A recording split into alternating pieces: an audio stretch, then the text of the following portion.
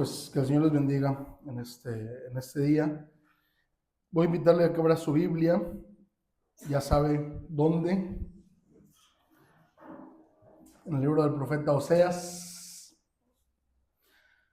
Seguimos con esta serie de los 12 testigos de la misericordia y la fidelidad de Dios. Y estamos con Oseas, el amor feroz de un Dios traicionado. Y hoy vamos a leer el capítulo 14. La predicación de hoy está realmente basada en el último versículo del capítulo 11, que es el versículo 12, y luego todo el capítulo 13 y todo el capítulo 14, pero solo vamos a leer el 14, ¿sí? Entonces, Oseas 14, son 9 versículos, vamos a leerlo alternadamente. Inicio yo, alternamos y nos unimos al final. Dice la palabra del Señor: Vuelve, oh Israel, a Jehová tu Dios, porque por tu pecado has caído.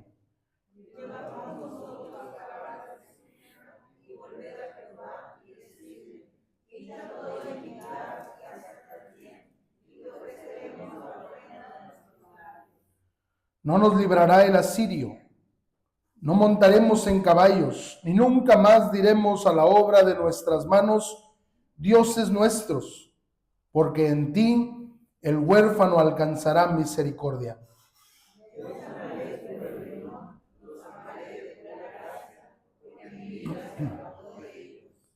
Yo seré a Israel como rocío, él florecerá como lirio y extenderá sus raíces como el Líbano.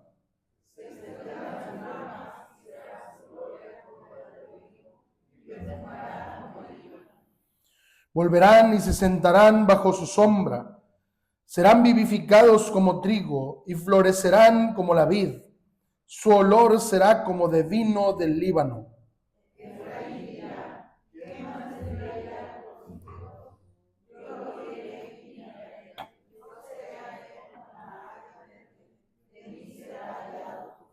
Unidos, ¿quién es sabio para que entienda esto y prudente para que lo sepa?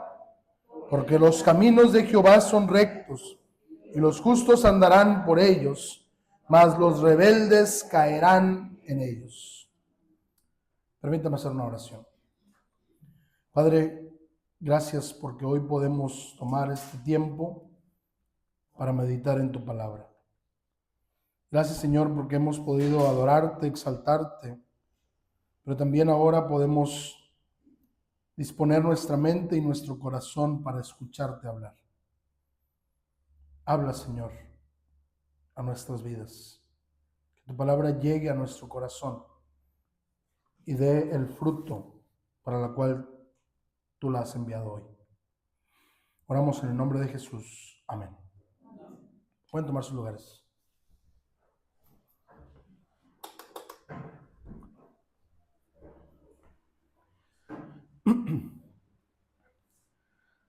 Hoy quiero hablarles de las sombras del pasado y la luz del futuro. En el año del 2010, 33 mineros quedaron atrapados a 700 metros de profundidad en la mina San José, en el desierto de Atacama, en Chile.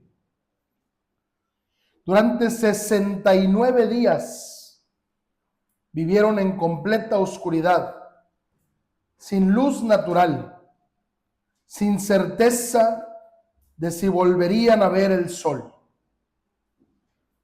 Mientras tanto, en la superficie, sus familiares acamparon en un lugar que llamaron Campamento Esperanza.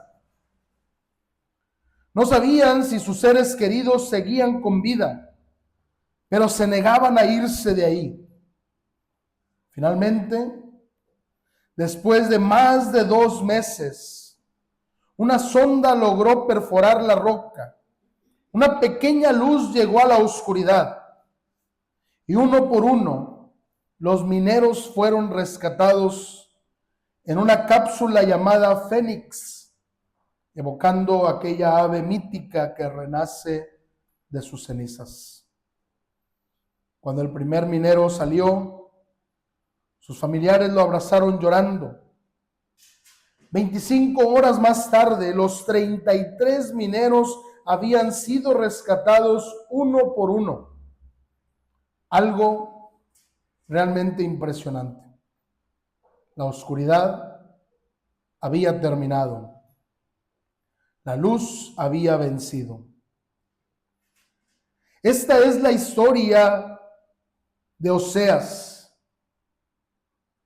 Durante todos los capítulos del libro, el profeta nos ha mostrado la oscuridad en la que Israel se sumergió. Mentira, engaño, idolatría, alianzas con Asiria, confianza en las riquezas. Las sombras del pasado son densas y opresivas.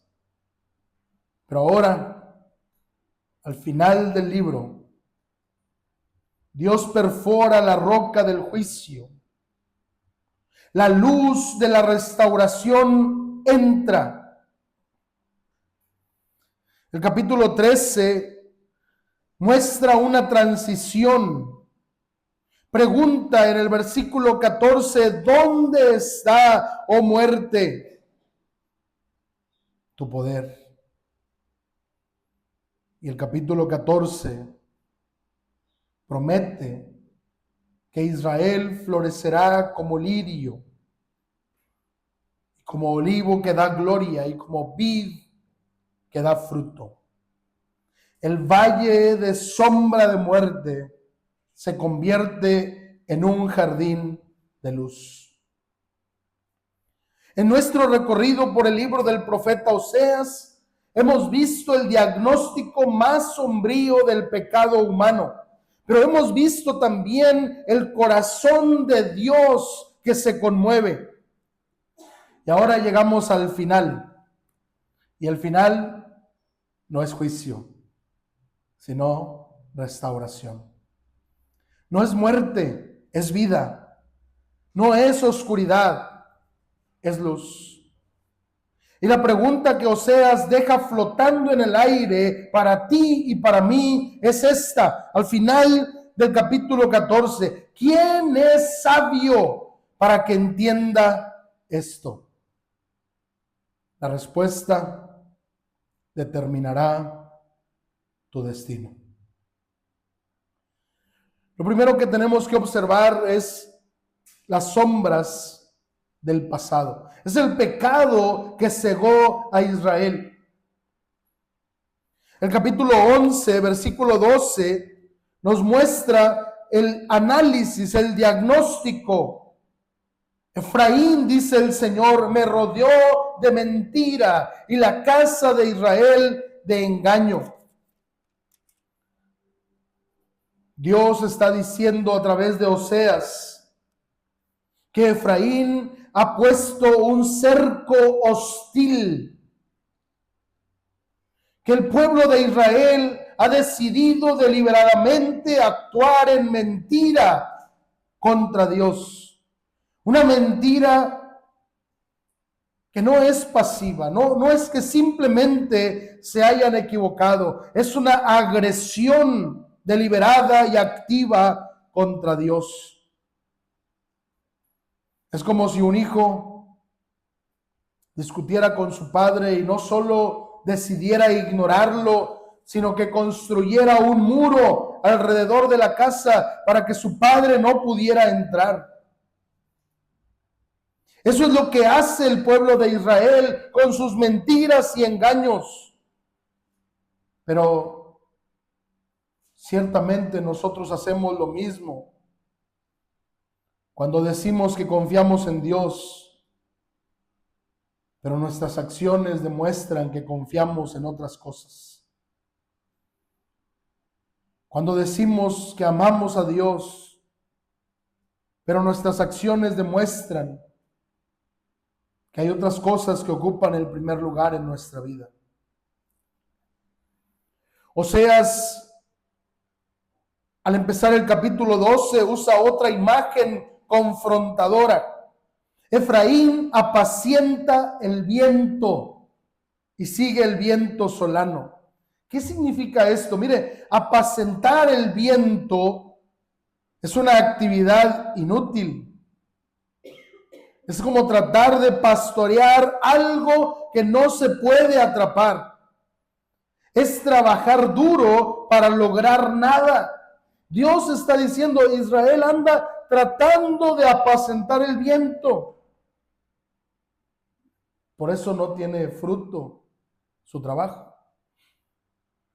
Y la expresión del viento solano es un viento típico en la región de Palestina, en el antiguo cercano oriente. Un viento que venía del este y que traía sequía, langostas y destrucción. Y dice el Señor, Israel está siguiendo al viento solano. Es decir, Israel va tras lo que lo va a destruir. Israel está buscando lo que lo va a destruir. Y esta es la ironía trágica del pecado.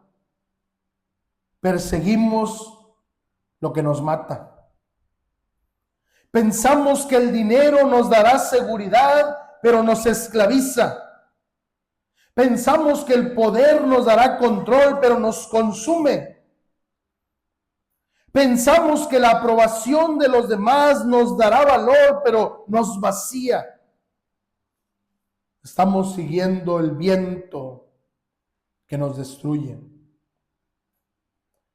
Y Oseas señala que en concreto Israel ha confiado en dos superpotencias, Asiria y Egipto. Hicieron pacto con Asiria, le mandaron regalos, aceite como tributo a Egipto. Buscaron alianzas políticas. Querían protección de los ejércitos extranjeros. Pero Oseas lo dice con claridad, eso no salva, eso destruye. Oseas también le recuerda a Israel su pasado. Habla de Jacob, el padre de la nación, que en el vientre, dice el capítulo 12, versículo 3, en el vientre tomó por el calcañar a su hermano. Y luego un episodio ya adulto, peleó con el ángel y venció. Jacob luchó con el ángel de Dios y fue herido. Su fuerza no vino de su propia capacidad, sino de su dependencia. Aprendió que cuanto más luchaba, más necesitaba a Dios. Recuerda aquella expresión de Jacob, no te soltaré hasta que me bendigas. Oseas está trayendo a memoria esas acciones para puntualizar que el pueblo de Israel olvidó aquella lección. Creyeron que podían solos. Por eso el llamado en el capítulo 12, versículo 6, como en el capítulo 14, versículo 1, vuelve, oh Israel, a Jehová tu Dios. Vuélvete a Dios. Capítulo 12, versículo 6, dice, tú pues vuélvete a tu Dios, guarda misericordia y juicio, y en tu Dios confía siempre. 3 mandatos puntuales: volver, guardar y confiar. Lo que Oseas está tratando de decir aquí es que el arrepentimiento no es solo dejar de hacer lo malo. El verdadero arrepentimiento es volverse activamente a Dios. Es vivir en su misericordia y su justicia y esperar en Él, confiar en Él. Israel se sentía seguro, creía que tenía todo. Israel se había vuelto como los paganos que antes despreciaban. Se sentían enriquecidos. Y esta es la ceguera del orgullo. Israel atribuye su riqueza a su propio esfuerzo. No ve su pecado. Cree que es inocente. Y esa autosuficiencia es su condena.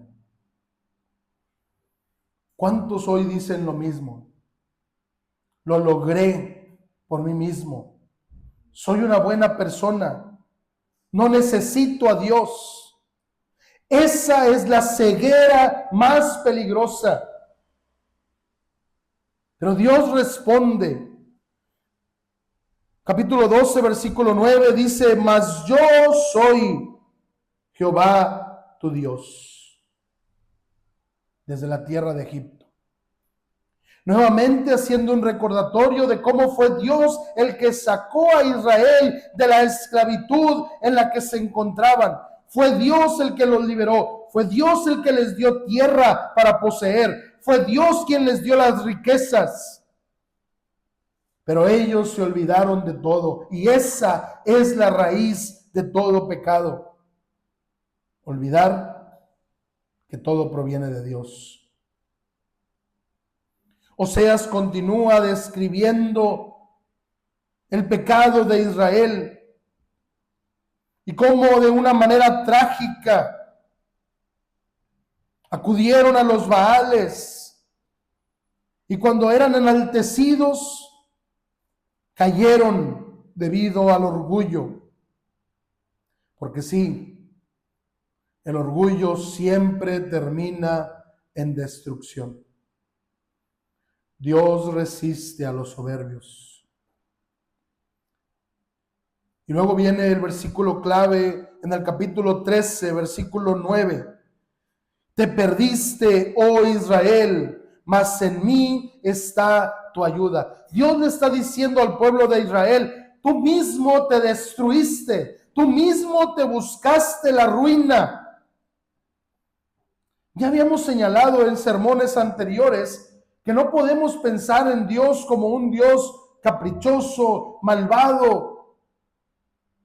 La ruina de Israel ha venido como consecuencia de sus propias acciones. El juicio para Israel viene porque ellos eligieron apartarse de Dios. Puntualmente Dios lo dice ahí. Dios no es el enemigo, Dios es la ayuda. Dios es quien les puede ayudar, pero ellos han decidido rechazar la ayuda de Dios. Buscaron en Asiria lo que solo Dios podía dar. Como hoy, todo aquel que se niega a reconocer a Jesús como Señor y Salvador, busca en lo que el mundo ofrece lo que solo Dios puede dar. Y ahora están cosechando lo que sembraron. Así que el pecado no es solo hacer lo malo. El pecado es ignorar a aquel que puede darte salvación y decidir confiar en cualquier otra cosa. Pero luego del diagnóstico de las sombras del pecado, tenemos el clímax de la esperanza, la victoria sobre la muerte. En medio del juicio más oscuro, irrumpe la luz. Alguna vez escuché decir que cuando más oscura es la noche, más se acerca el amanecer. El capítulo 13 termina con un grito que resuena a través de los siglos. Después de decirle al pueblo de Israel: en mí está tu ayuda, ahora, en medio del juicio, Dios les recuerda que no hay otro. Versículo 10, capítulo 13, versículo 10.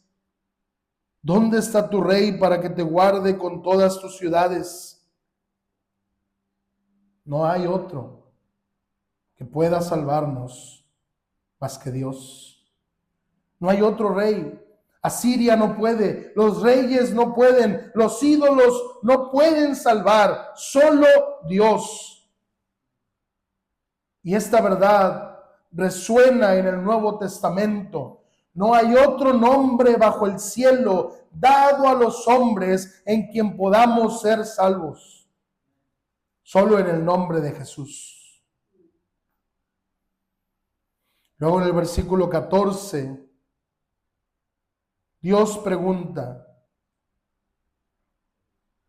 de la mano del Seol los libraré, los redimiré de la muerte. Dice el Señor: oh muerte, yo seré tu muerte y seré tu destrucción. El apóstol Pablo va a citar estos versículos cuando exclama: ¿dónde está, oh muerte, tu aguijón? ¿Y dónde, oh sepulcro, tu victoria? Dios mismo está diciendo aquí que la muerte no tiene la última palabra. El amor feroz de Dios es más fuerte que la muerte. Y en la cruz, Jesús se enfrentó a la muerte cara a cara. En la resurrección, Jesús venció a la muerte. Y ahora, para los que hemos confiado en Cristo, la muerte no es el final. Es apenas una puerta de entrada a la vida eterna. El amor feroz de Dios no se detiene ante la muerte, la vence y la convierte en una puerta para pasar de muerte a vida. Después de que el Señor ha planteado todo el escenario oscuro del pecado de Israel, ahora abre una puerta. El Señor está ahí. Él es el único que puede salvar. Y aquí viene entonces el camino de restauración, la luz del futuro. El capítulo 14 que leímos al principio es la respuesta al capítulo 13. Donde había muerte, ahora hay vida. Donde había oscuridad, ahora hay luz. Y el profeta Oseas va a pasar de anunciar el juicio a exhibir la promesa de restauración. El capítulo 14 comienza con una orden que ha estado presente en todo el libro. Vuelve, oh Israel, a Jehová tu Dios, porque has caído por tu maldad. Nuevamente, lo que está sufriendo el pueblo de Israel es consecuencia de sus acciones. Se lo merecen por su pecado, pero Dios está ahí otra vez diciendo: vuelve, vuelve, oh Israel. Así empezó el libro, ¿se acuerdan? Con aquella imagen encarnada de Oseas yendo a buscar a su esposa infiel y diciéndole: ven otra vez. Aquí está Dios diciéndole al pueblo de Israel: vuelve, arrepiéntete, regresa. Pero note, no es una invitación, no es un consejo, es un mandato. Y la razón es importante: Israel ha caído. Dios quiere que entiendan que el juicio no es razón para desesperanza. El juicio es razón para volver. El hecho de que hayas caído no significa que no puedas levantarte y venir a los brazos del Señor. Pero Oseas nos va a describir el arrepentimiento genuino. En el versículo 2 dice: llevad con vosotros palabras de súplica y volved a Jehová y decidle: quita toda iniquidad y acepta el bien, y te ofreceremos ofrenda de nuestros labios. Lleva palabras, es decir, piensa lo que le vas a decir al Señor. Prepara tu confesión. Piensa cómo vas a hablar con Dios. No ofrezcas frases vacías, palabras huecas. Prepáralas en tu corazón. Y Oseas propone una confesión hermosa, pidiéndole a Dios: quita toda iniquidad. Le está diciendo al pueblo de Israel que deben reconocer que solo Dios puede limpiar pecados. Muchas veces la humanidad cae en el engaño de Satanás, en el error de decir: me voy a acercar a Dios cuando ya sea bueno. Eso nunca va a suceder. El único que puede limpiar tus pecados es Dios. El único que te puede salvar del pecado es Dios. Y solo a través de Cristo podemos alcanzar salvación. Y luego viene la parte práctica del arrepentimiento. Versículo 3: no nos librará el asirio, no montaremos en caballos, ni nunca más diremos a la obra de nuestras manos: dioses nuestros. Fíjese lo que está diciendo Oseas al pueblo de Israel. El arrepentimiento debe tener evidencia. El arrepentimiento verdadero no es solo decir lo siento, no es solo pedir una disculpa, es abandonar lo que nos alejó de Dios. Oseas le está diciendo al pueblo de Israel que tienen que ser intencionales en dejar todo aquello que los había apartado de Dios. Tienen que romper la alianza con Asiria. Tienen que dejar de confiar en los ídolos. No puedes servir a Dios y a los ídolos. No puedes seguir a Cristo y participar en las obras del diablo.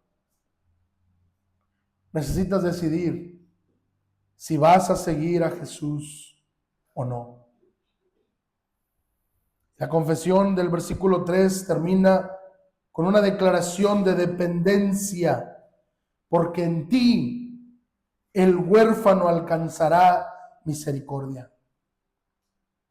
Y esta es una expresión que nos invita a reconocer nuestra condición, pero también el carácter de Dios. Nosotros somos los huérfanos, los que vivíamos en el mundo sin padre, sin Dios, sin esperanza, sin posesiones, sin recursos. Pero Dios, en su misericordia, nos ha hecho sus hijos. Así debe ser nuestra dependencia de Dios. Debemos aprender a reconocer que todo proviene de Él. Nada es nuestro. Nada tenemos por nuestros propios méritos. Así que entonces el arrepentimiento no es un sentimiento, es una decisión. Oseas le está diciendo al pueblo de Israel: tienen que decidirse a abandonar a Asiria, tienen que dejar los caballos, tienen que dejar los ídolos y abrazar al único Salvador. Cuenta la historia de un misionero transcultural, estaba por allá en Asia, una etnia donde predicó el evangelio, y un hombre reaccionó al mensaje y aceptó a Cristo, aparentemente. Aquel misionero oró con él, y luego el hombre le dijo, qué bien, me siento bien, estoy contento. Y el misionero le dijo, ¿por qué estás contento?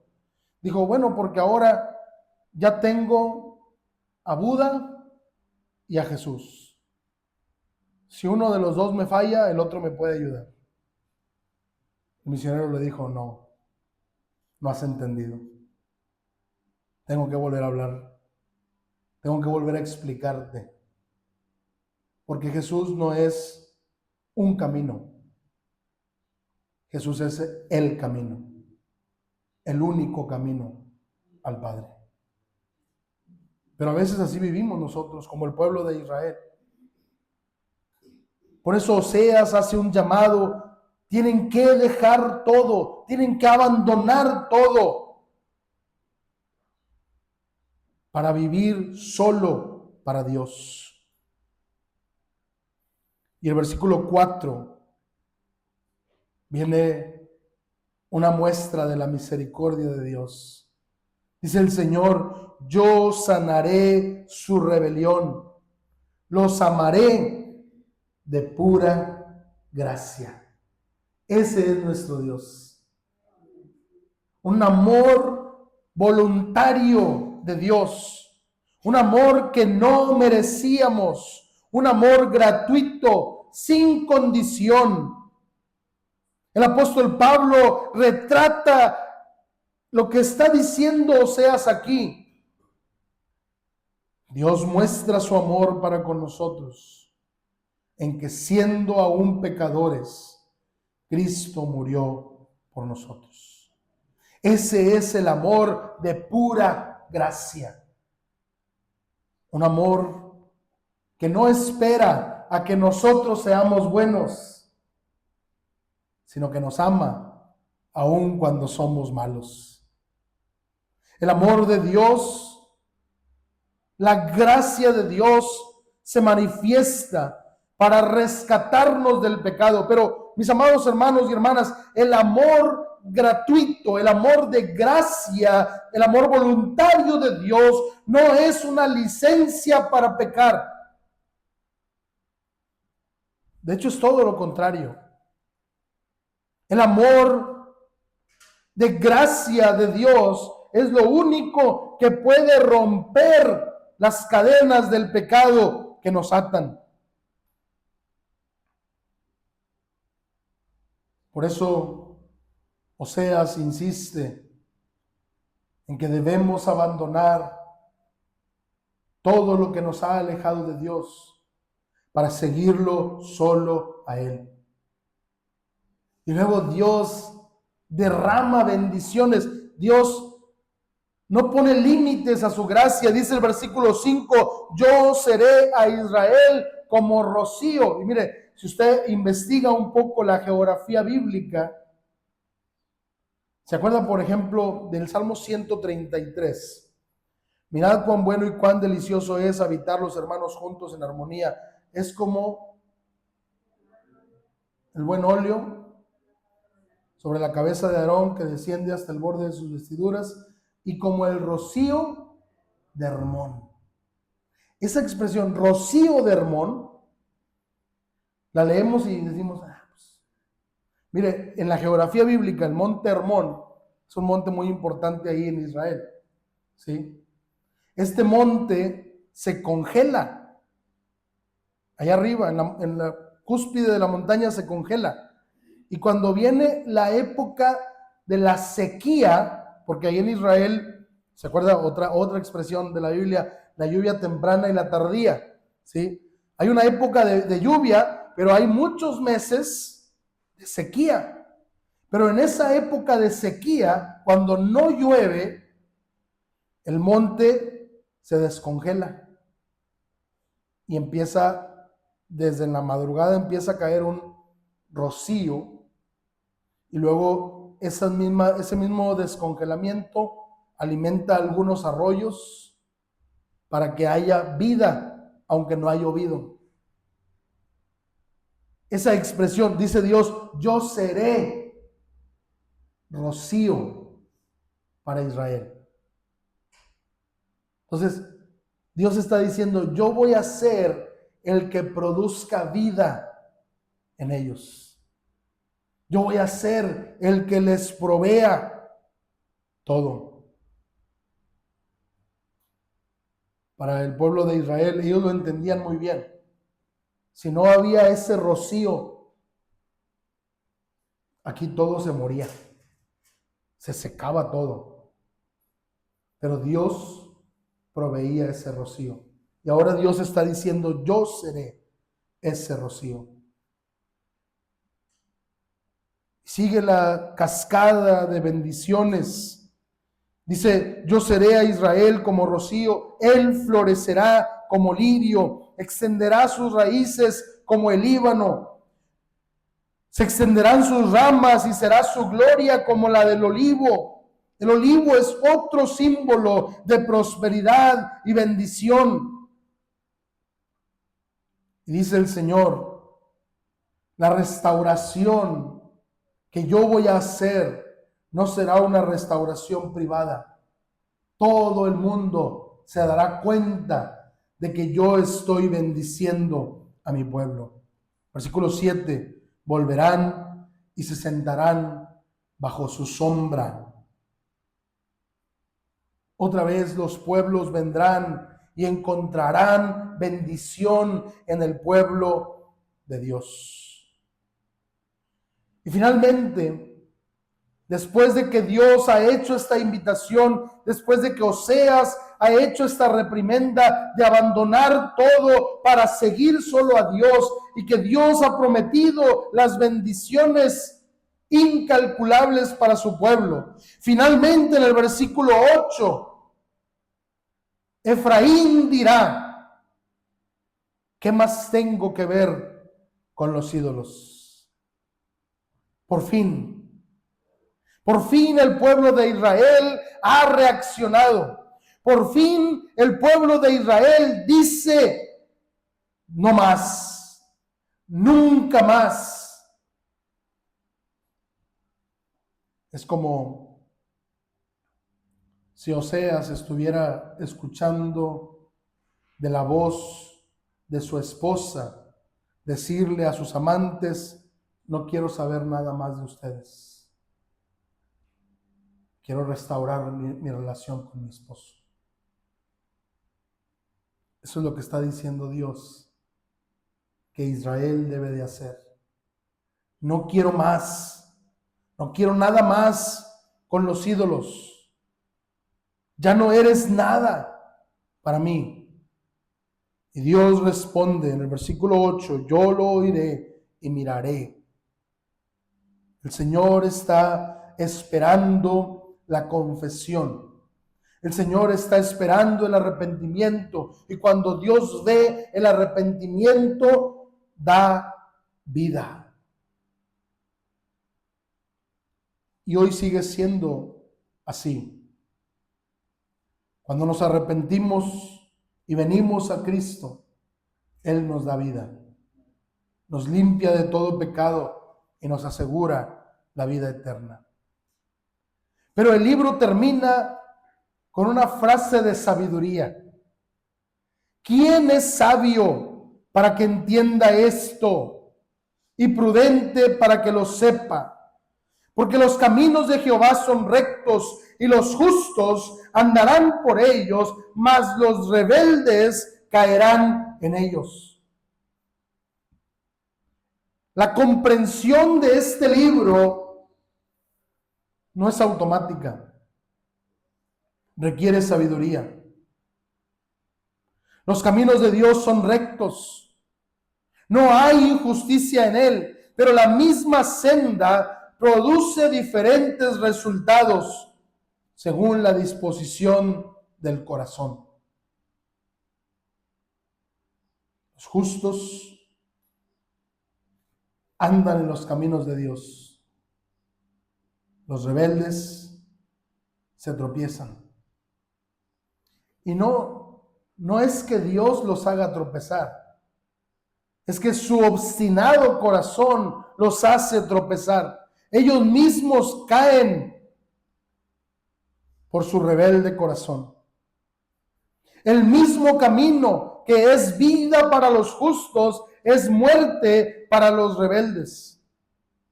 Y la diferencia no está en el camino, sino en el corazón del hombre. Ahora, mis amados hermanos y hermanas, todo esto encuentra su cumplimiento en Jesucristo. Oseas capítulo 13 dice: ¿dónde está, oh muerte, tu mortandad? En la resurrección de Cristo, la muerte fue vencida, la muerte fue derrotada. Oseas capítulo 14 nos invita a quitar toda iniquidad. Y Juan el Bautista nos recuerda que Jesús es el Cordero de Dios que quita el pecado del mundo. En Oseas capítulo 14 Dios dice: los amaré de pura gracia. Y el Nuevo Testamento nos señala que por su amor, sin que nosotros lo mereciéramos, Dios envió a su Hijo a morir por nuestros pecados. Oseas capítulo 14 dice: yo seré como ciprés verde, de mí será hallado fruto. Y Jesús dice: yo soy la vid, ustedes los pámpanos. El que permanece en mí y yo en él, éste lleva mucho fruto. Así que Jesús es el cumplimiento de todas las promesas que encontramos en Oseas. Jesús es el amor voluntario de Dios hecho carne. Él es la vid de la que brota todo fruto. Recuerda a los chilenos que mencioné al principio, los mineros. No se rescataron a sí mismos. No podían. Estaban 700 metros bajo tierra, en una zona de roca. No tenían cómo perforar, no tenían cómo salir de ahí. Necesitaban que alguien desde arriba perforara la roca, que bajara una cápsula y que los sacara uno por uno.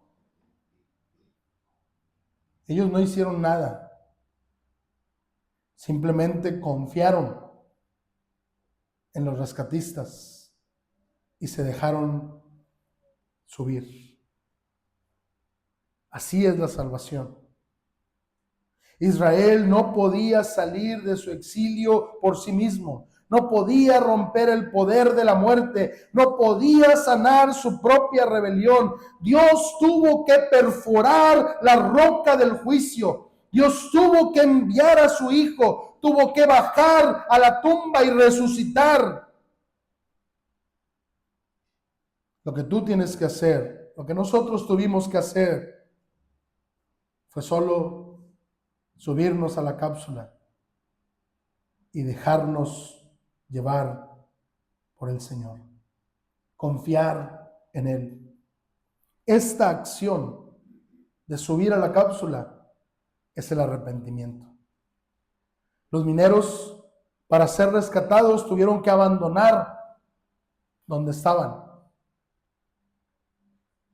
No creo que alguno de ellos haya dicho: no, pues si llevamos aquí 69 días racionando el agua y la comida porque no tenían suficiente. Cuando los sacaron todos estaban desnutridos.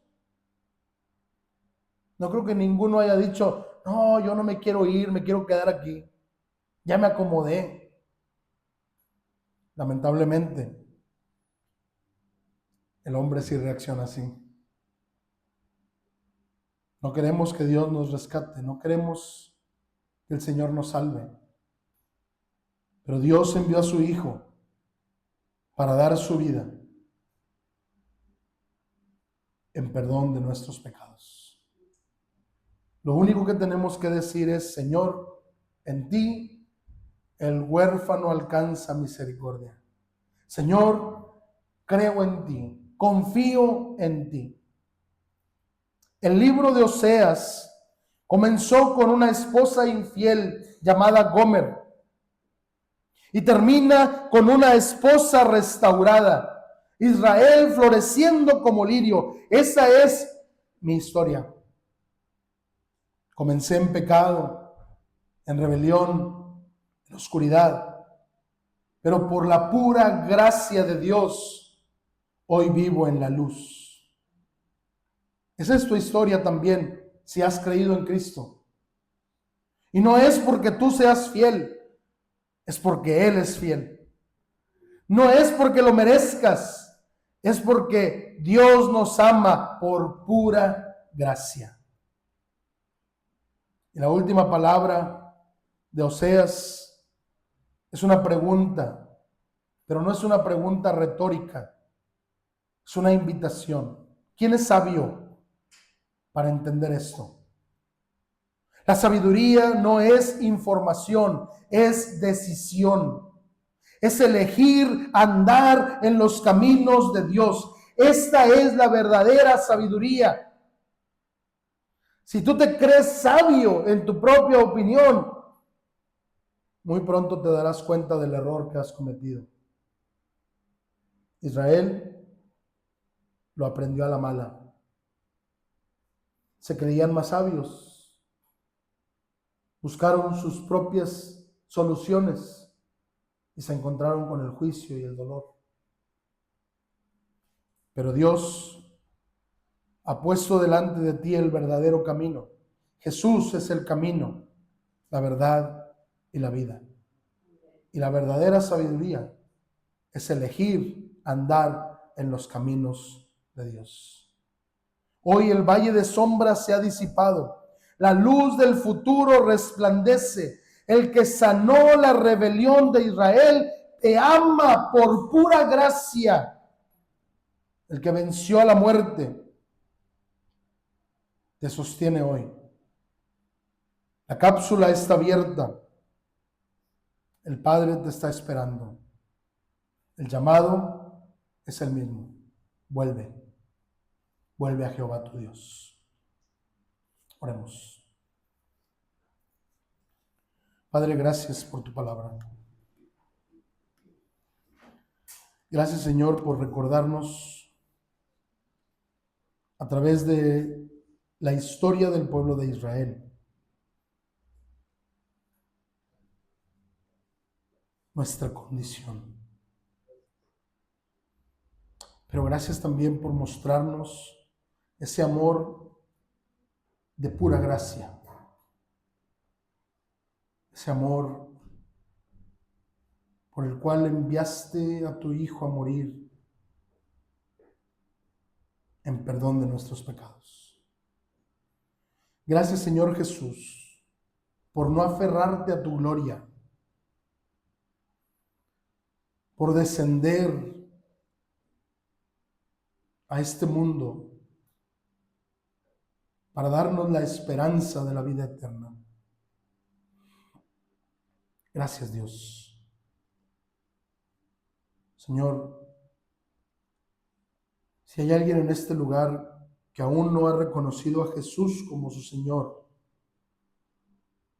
hazle ver que necesita a ese Salvador. Quebranta la roca de ese corazón endurecido. Irrumpe en su oscuridad con la luz de Cristo que brilla y alumbra a todo hombre, para que te conozca y encuentre salvación. Señor, a aquellos que ya te conocemos, y que en ocasiones nos olvidamos de ti y vamos tras los ídolos. Perdónanos, Señor. Ayúdanos a volver a ti. Y Dios, por favor, permítenos disfrutar de tan ricas bendiciones que nos das cuando vivimos en tu justicia, haciendo tu voluntad. Oramos en el nombre que es sobre todo nombre de Cristo Jesús. Amén. Que Dios les bendiga.